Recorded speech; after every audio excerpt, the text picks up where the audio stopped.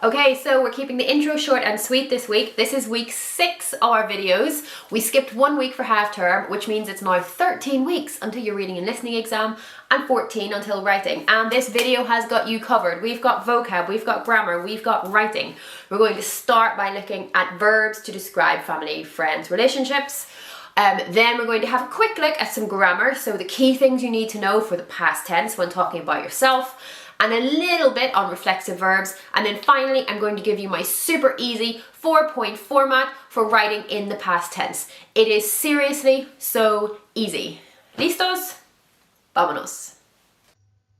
Okay, so this is week 6, describing relationships.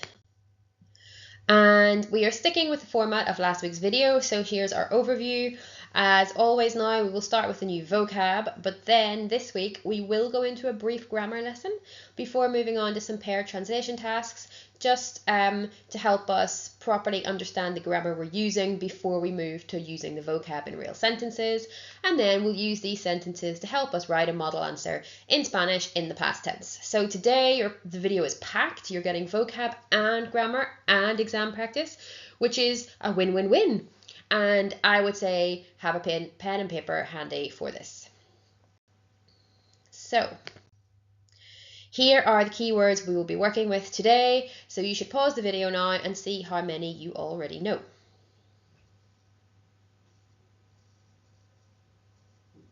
Okay, so let's have a look at the answers. Llamarse is to be called. And you see this most in like me llamo, se llama. Nacer, to be born. Parecer, to look. So you could look happy, angry, sad. Can also be used to seem. Celebrar, festejar, to celebrate. Discutir, pelearse, reñir, to argue or quarrel. Cuidar, to look after or to care for. Chatear, to chat, more specifically online. Charlar, to chat, but like chatting with your friends just in person. Divorciarse, to get divorced. Comprometerse, or occasionally prometerse, to get engaged. Llevarse bien con, we saw this one last week, to get on well with. Hacer de canguro, to babysit. Estar de buen o mal humor, to be in a good or bad mood. Molestar, irritar, fastidiar, to annoy. Enamorarse, to fall in love. Casarse, to get married. Tener, to have. Vivir, to live. Compartir, to share. And finally, relajarse, to relax. Got them? Great. So you might be wondering why some of the verbs end in SE instead of the usual AR, ER, or IR. So let's now have a quick look at some of that grammar before we start making our sentences. So firstly, we're going to look at the preterite tense, okay? And we're just going to do a recap of the most important past tense rules that we need to know at GCSE. And the good news is that if you stick to the basics, it's pretty easy. Okay, the most important conjugations that you need are for I.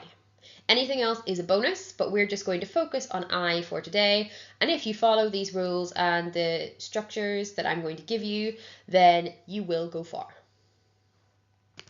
So the key things we need to know. Regular AR verbs end in E accent when you're talking about I, so yourself, in the past tense. So for example, a verb we've just seen, celebrar, to celebrate, would be celebré in the past tense, I celebrated. Okay, and all regular AR verbs follow this rule. We take off the AR, we add E accent. The accent is very important, and I'm not talking about myself in the past. Regular ER and IR verbs end in an I accent when you're talking about yourself in the past. So for example, compartir, we just saw means to share, and compartí means I shared. There are 2 important irregular verbs that do not follow this rule, and there are lots of irregular verbs in Spanish in the past tense, but these are the 2 that we most need to know, and that is fui, I went, and hice, I did. And I would be surprised if you got to this point in year 11 and you hadn't seen those before. Then, If a verb ends in A in the present tense, it will end in O accent. The accent is essential in the past tense. And the most obvious example of this is me gusta. And that becomes, so me gusta is I like, me gustó, I liked. But we've got loads of examples of verbs like this, like me interesa, I am interested in, me interesó, I was interested in, me encanta, I love, me encantó, I loved. Okay, so there's lots of examples of that, but me gusta to me gustó is the main one. And then another essential verb to know in the past tense is fue, which means it was. And I always see students confusing fui and fue, so the easiest way to remember this is that you're talking about yourself. So I'm speaking, therefore when the action is done by I, the verb ends in I. Fui ends in an I because I am talking, something I went. Okay, so those are the most important things you need to know about the preterite tense at GCSE. And now we're just going to have a brief look at reflexive verbs, which is what we saw in our vocab list earlier when we were talking about the words ending in SE. So reflexive verbs are not something that we have in English, and it can make them seem more difficult than they need to be at the GCSE level. Okay, so the most important things that you need to know are that the infinitive form of reflexive verbs in Spanish ends in arse, erse, irse. And the infinitive is essentially the same, like it's still to do something or doing. It just has this extra se on the end, and that is called the reflexive pronoun. Okay, and the reflexive pronoun changes depending on the subject of the verb. So depending on who is doing the action, the reflexive pronoun will change. Okay, so the most common one you're going to see is me. When I am talking and it's a reflexive verb, the reflexive pronoun will be me. Okay, verb conjugation works in 2 steps for reflexive verbs. So the first step is you would remove the se from the infinitive. So if we saw the example, in fact we'll look at an example in a second. Step 2, you conjugate that verb as normal for that tense and subject. And again, I'll show you the example now. And step 3, you add the correct reflexive pronoun in front of the verb. So if we take the example of the verb casarse, which we saw in our vocab, that means to get married. So if I want to conjugate it, I'm going to remove the se, first of all, I'm left with casar.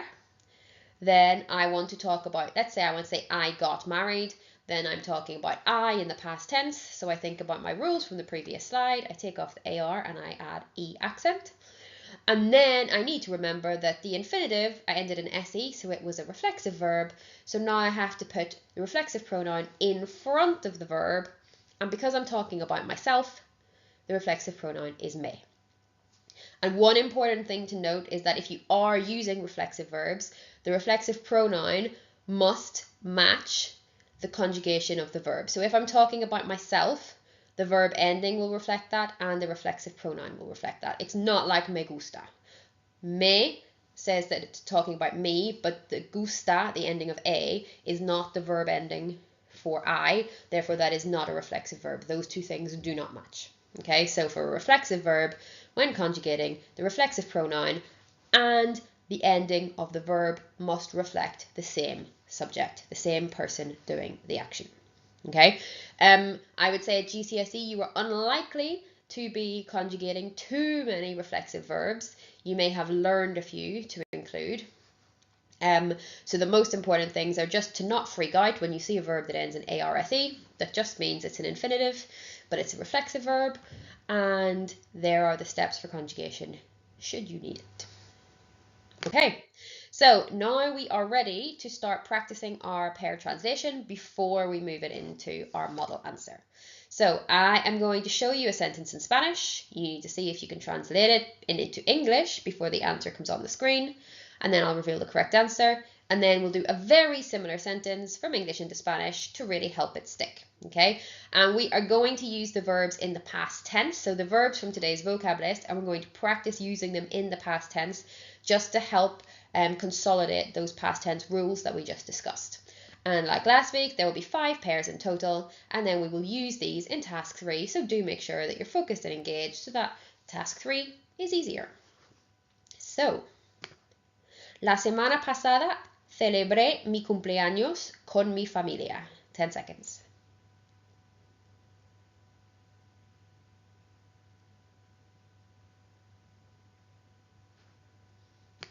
Last week, I celebrated my birthday with my family. Last weekend, I celebrated my sister's birthday with my family. Be careful about how you say my sister's birthday. 10 seconds.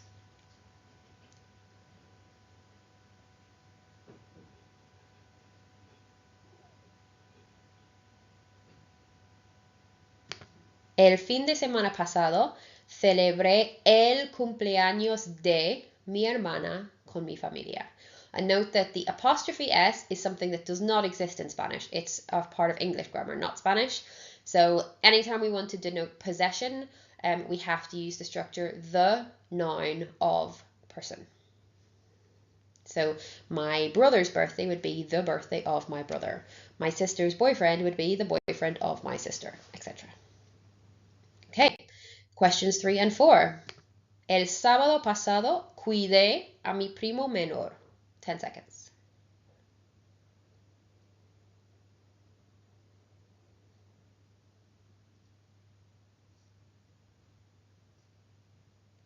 Last Saturday, I looked after my younger cousin.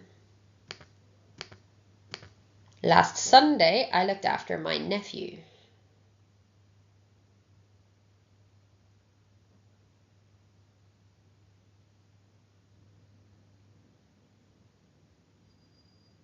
El domingo pasado cuidé a mi sobrino. So we're also recapping vocab from last week as well. Questions 5 and 6. Ayer discutí con mis padres sobre mi novio. 10 seconds.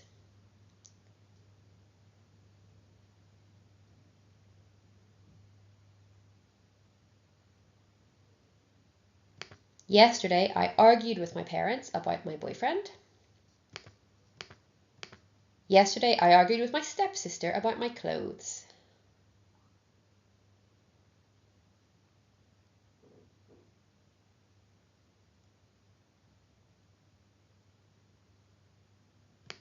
Ayer discutí con mi hermanastra sobre mi ropa. Okay, 7 and 8. El fin de semana pasado me relajé en el parque con mis primos.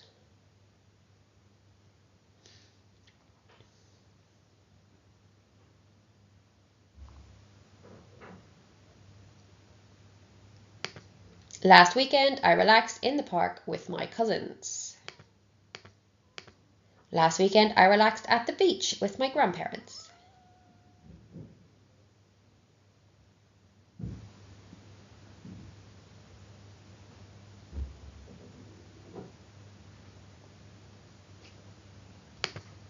El fin de semana pasado, me relajé en la playa con mis abuelos. And 9 and 10. Ayer fui a un restaurante con mi familia y compartí una pizza con mi prima menor.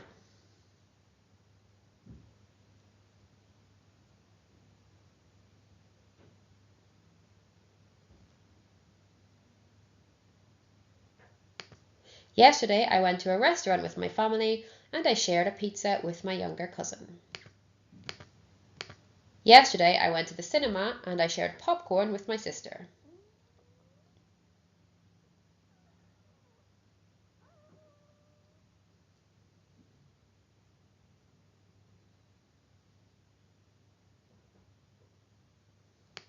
Ayer fui al cine y compartí palomitas con mi hermana. Okay, so there's our translations done. Moving on finally to our model answer. So now I'm going to teach you the easiest way to answer any question that allows you to talk, that asks you to talk in the past tense in a writing or a speaking exam. So last week we did opinions. This week we're looking at past tense, okay? And we're going to answer the question, algo interesante que hiciste con tu familia recientemente. So something interesting that you did with your family recently. It is essential that you can identify that hiciste means you did, and algo is something, and recientemente, just noticing your time phrase as well. But hiciste is really, really, really essential. You did. Anytime you see a verb that ends in iste, that is the past tense. Okay, so 4 steps are on the screen. I'm going to show you an example sentence for each point in English, and you should try to translate it I would recommend writing down, if possible, into Spanish. Okay, if there's a word you don't know, leave that bit blank and just translate all the words you do know, because like we said before, resilience is the most important exam technique. And the parts in bold are a challenge if you're feeling up for it. It depends what level you are aiming for in your GCSEs. If you're just aiming to get through the exam, then just focus on the bits that aren't in bold. Okay, and we'll go through it point by point, and then we'll have our final answer all together at the end. So the first step is using the past tense time phrase plus a verb in the past. So recently, I'm using the same time phrase as is in the question to make my life easier. I celebrated my birthday with my family. If that's enough for you, just leave it there. Otherwise, you can continue. I went to the cinema with my cousins and shared a pizza with my grandparents. So pause the video now and do the translation.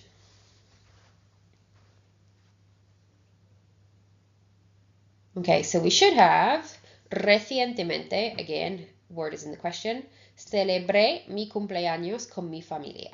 Fui al cine con mis primos y luego compartí una pizza con mis abuelos. Okay, so I've got 3 past tense verbs there.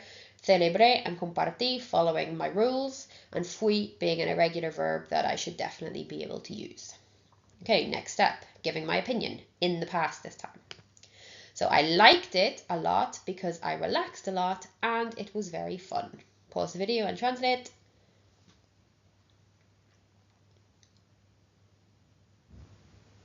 Okay, so our answer should be me gustó mucho porque me relajé mucho y fue muy divertido. You must have the accent on this O. If you don't have the accent, you're saying I like myself, which maybe you do, but it doesn't make sense in the context of writing in the past tense in this question. Okay, third point is give a contrasting opinion.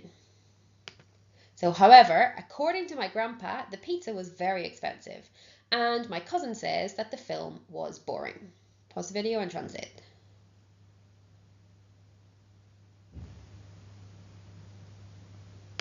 Okay, sin embargo, según mi abuelo, según is a great word because it's not a verb, so we can use it for any tense and for any subject, and we don't have to change it. So, según mi abuelo, la pizza fue muy cara y mi primo dice que la película fue aburrida. Okay, so I'm only having to use here the word fue in the past tense. Everything else are things that I should also be able to do in the present tense. Simple but effective.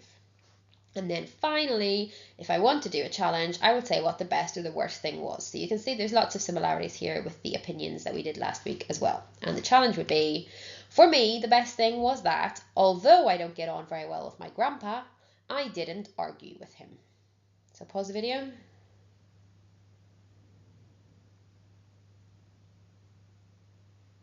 Okay, and we should have, para mí, lo mejor fue que aunque no me llevo muy bien con mi abuelo, no discutí con él.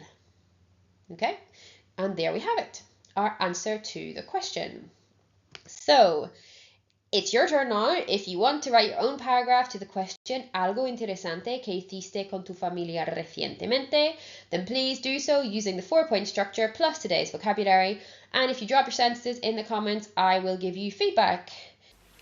Okay, really well done. We have packed so much into those last 20 minutes. Don't forget to subscribe so that you never miss another weekly revision video. Join the mailing list in the description below to get a weekly review quiz. And don't forget about the Quizlet link to help you practice the vocab from this week. Looking forward to seeing you back here next week. Hasta la próxima semana.